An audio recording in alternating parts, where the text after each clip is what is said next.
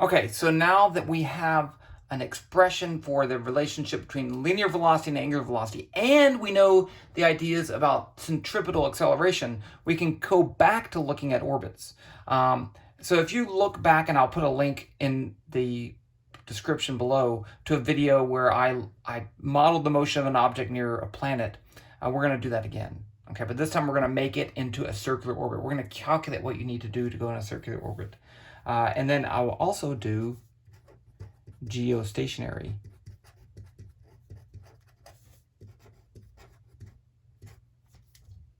I'm going to set it up, and then I'll play around with the numbers in another video because I'll use Python. Okay, so if you recall, if I have, this is the Earth, and this is a spacecraft, and this has a mass me, and this has a mass m, and this has some radius we don't really care, and then I do care about this distance, r, from the center of the Earth to the spacecraft. Now, if I draw a force diagram for that spacecraft, I only have one force, and that's the gravitational force, Fg. And so the gravitational force, the magnitude of that gravitational force is going to be equal to g, mass of the Earth, mass of the spacecraft, over r squared. Since that's the only force, we say that has to be equal to mass times acceleration in the same direction, which I drew that way for no reason. And now I can put in here I could put m v squared over r, or I could do m omega squared r. So omega would be the angular velocity of the spacecraft going around there. If it's in a circle, if I want this to be in a circular orbit. If I don't want it in a circular orbit, then it gets a little bit more complicated, and that's why we did it with Python before. Okay, so I want to find, actually, let's do this. Let's say I want to make a spacecraft go in a circular orbit. I know the radius, and so I want to find out what velocity I have to give it going that way. Okay, so I want to calculate that v. So let's use this form right here, so I can have g, mass of the Earth, mass of the spacecraft, over r squared equals mass of the spacecraft, v squared over r. So the mass of the spacecraft cancels. This cancels one of those, and I get v equals the square root of g, there's no 2, g, mass of the Earth, over r. That's the velocity I need to get into orbit at that radius of orbit. Now, we'll do this in another problem, but a lot of times we deal with this as like h, 300 kilometers. And h would be this distance, the distance above the surface of the Earth. So this is I think it's 300 to 400. And that's the orbital altitude of the space station. Okay, so you could use that along with the radius of the Earth to calculate this r right there, and that's the velocity.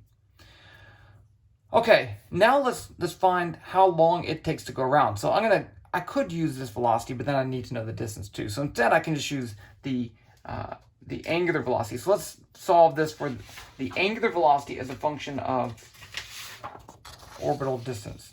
So now I have g, mass of the Earth, mass of the satellite, over r squared equals mass of the satellite omega squared r. And the mass of the satellite's canceled. This is the centripetal acceleration. And so I can solve for omega equals the square root of g, mass of the Earth, over r cubed. And this is the same thing as before. It doesn't look the same, but it is the same. It's the same essential solution. Okay, so now what about this?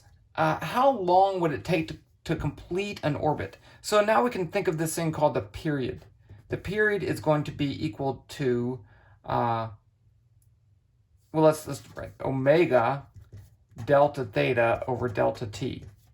And if theta, the change in theta is 2 pi, then this is 2 pi over what we call just t, the orbital period. I have no idea why we use capital T, but that's just what we do.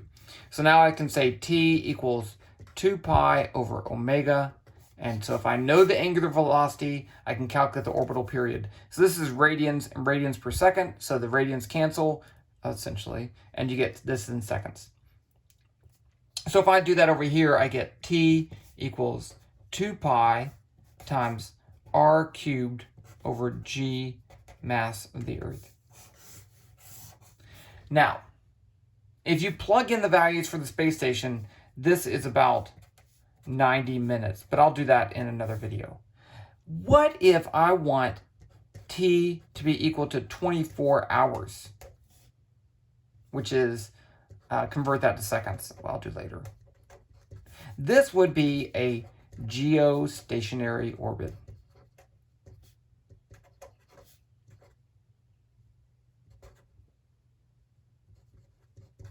So what does that mean? So imagine this is the Earth, and the Earth is also rotating. If the spacecraft is rotating at the same angular velocity as the Earth, then it's a geostationary orbit. And what that means is if you put this spacecraft over a geostationary orbit, means that by the time it takes to get back around, this is in the same place and the Earth is the same place. It does not mean actually that's geosynchronous orbit. A geostationary, it stays in the same spot above the Earth. So you would have to have this above the equator, and you put a satellite there at the right distance. You could solve for that distance right here. You know, T is 24, solve for R, and that would give you the geostationary distance. It's pretty far away, okay, much further away than the space station. But that's a geostationary orbit. The further you get away, the longer it's going to take to orbit, and eventually